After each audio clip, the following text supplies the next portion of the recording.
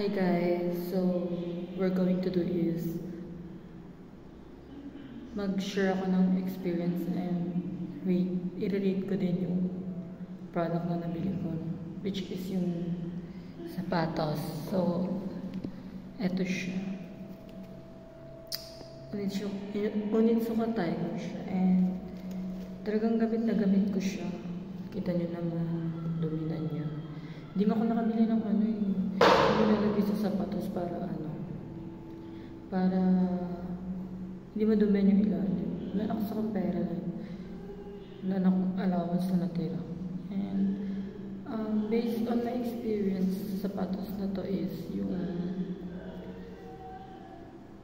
kaganda niya and yung talagang gamit na gamit ko siya and nagagamit ko siya tuwing practice ng SDG and matibay naman siya.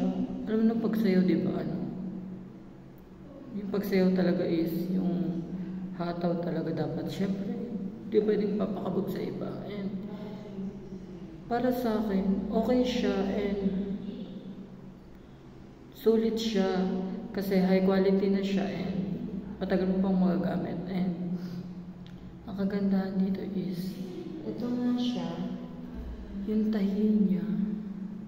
Sorry guys, makalat dito yung kapatid ko kasi maganda po siya eh. Ano talaga yung tahi niya, like alam mo talaga na matibay siya. Para sa akin, rate ko siya ng 10/10 kasi bukod sa siya, high quality and talagang sulit talaga yung pera nyo.